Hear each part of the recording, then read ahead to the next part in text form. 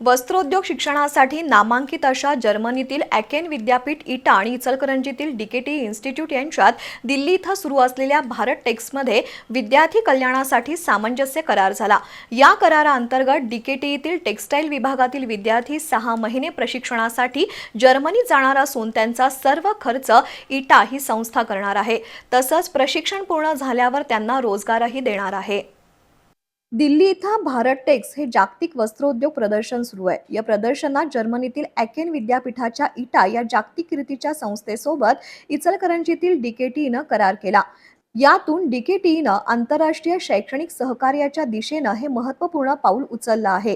Indo German young leadership programme अंतर्गत झालेल्या या करारावर इटा ग्रुप ॲकेन यांच्या वतीनं प्राध्यापक थॉमस ग्रीस आणि डीकेटीच्या वतीनं उपसंचालक doctor U J Patil, dean doctor S B. Bhanbatte, doctor S M. Landge यांनी स्वाक्षऱ्या केल्या। यावेळी वस्त्रोद्योग आयुक्त वृंदा देसाई, वस्त्रोद्योग मंत्रालयाचे संचालक अश्विनी कुमार पांडे यांची प्रमुख उपस्थिती होती। या करारामुळे विद्यार्थ्यांना आंतरराष्ट्रीय नेतृत्व विकास, जर्मन भाषा प्रशिक्षण, शैक्षणिक देवाणघेवाण, संयुक्त संशोधन तसंच जर्मनीतील उद्योगांमध्ये प्रत्यक्ष अनुभव अशा जागतिक दर्जाच्या संधी उपलब्ध होणार आहेत। या करारासाठी डीकेटी संस्थेचे अध्यक्ष कल्लापण्णा आवाडे, माजी मंत्री प्रकाश आवाडे, मानद सचिव डॉक्टर सपना आवाडे, कार्यकारी संचालक रवी आवाडे, संचालिका प्राध्यापिका डॉक्टर एल.एस. आडमुठे यांचं सहकार्य लाभलंय।